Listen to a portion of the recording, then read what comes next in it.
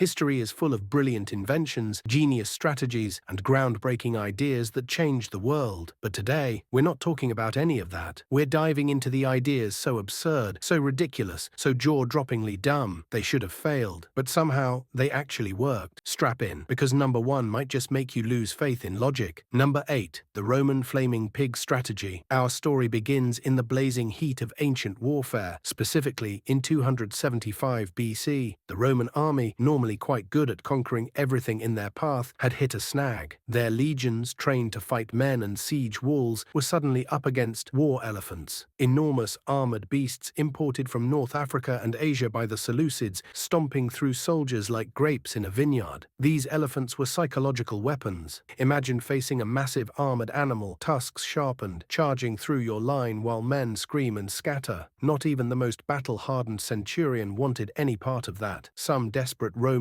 general reportedly remembered an old observation: elephants hate the sound of squealing pigs. So the Romans took it a step further. They covered pigs in tar or resin, set them on fire, and sent them running and screaming toward the enemy's elephant corps. Number 7. The inflatable army. Now fast forward to World War II. The stakes are global, the enemies are ruthless, and the strategy, basically one giant balloon animal cosplay. Enter the Ghost Army, a classified US unit whose weapon wasn't firepower but fakery. Made up of artists, theater designers, and audio engineers, this squad was trained not to fight but to pretend to be an army. They used inflatable tanks that could be deflated, packed into a jeep, and re-inflated on location. They painted fake tank treads on roads to suggest large convoys had passed through. They blasted recorded engine sounds through massive speakers. They even created fake radio chatter, complete with fake call signs and made-up unit reports.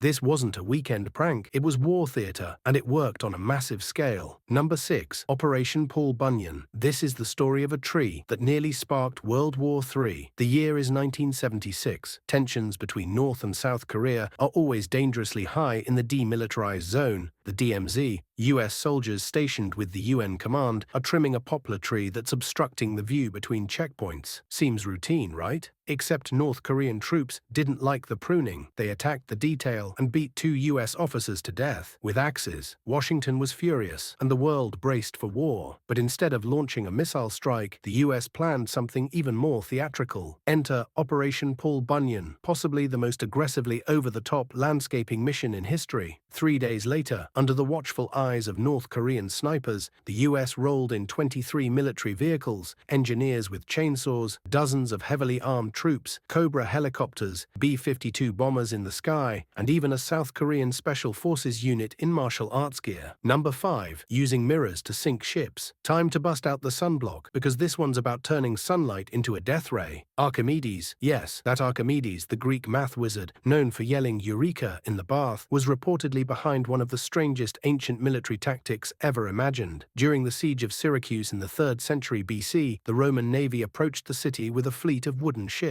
According to legend, Archimedes aimed to stop them using mirrors. Lots of mirrors. By angling a collection of polished bronze shields, he supposedly focused sunlight onto the ships, igniting them from afar, like a giant magnifying glass over a leaf. Modern engineers, historians, and mythbusters have tested this theory. The consensus? It's technically possible, but wildly impractical. You'd need perfect weather, incredible coordination, and synchronized mirrors aimed with laser-like precision. Number 4. The Great Molasses Flood. January 15, 1919. The streets of Boston trembled.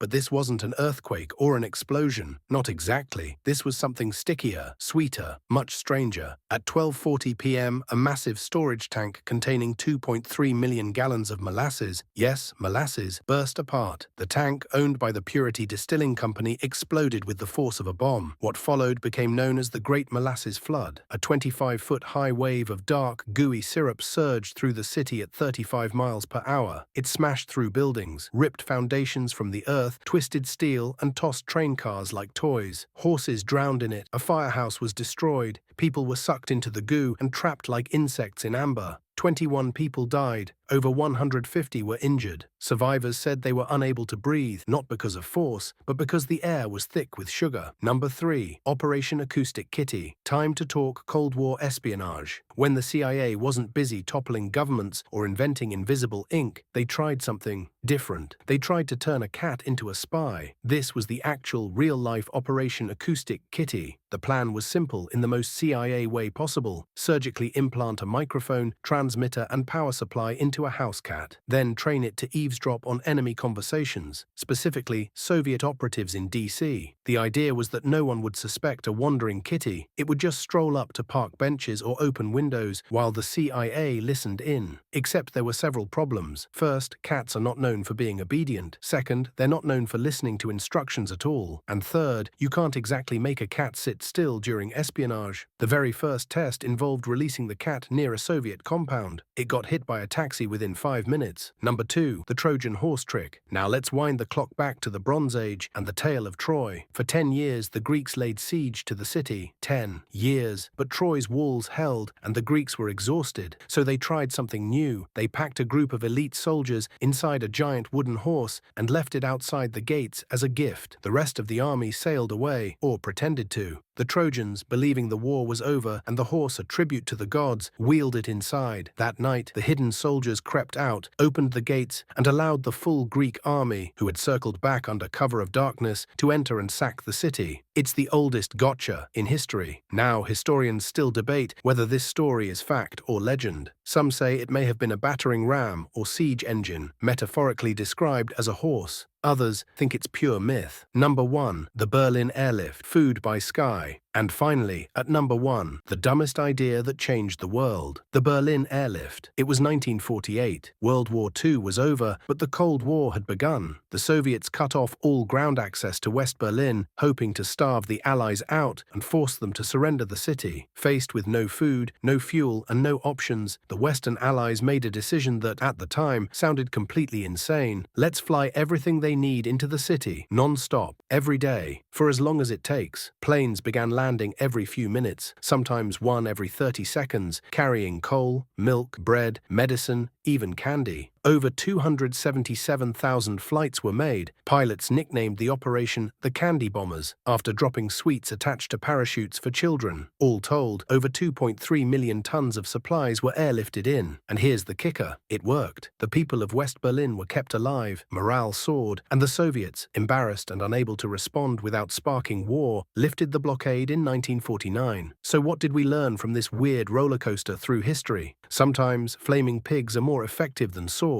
Sometimes inflatable tanks beat real ones. And sometimes you save a city with nothing but candy and courage. The line between brilliance and stupidity, paper thin. But in history, the dumbest ideas often end up rewriting the world. If anyone ever calls your idea dumb, just remind them, so was using mirrors to burn ships, and that guy was a genius.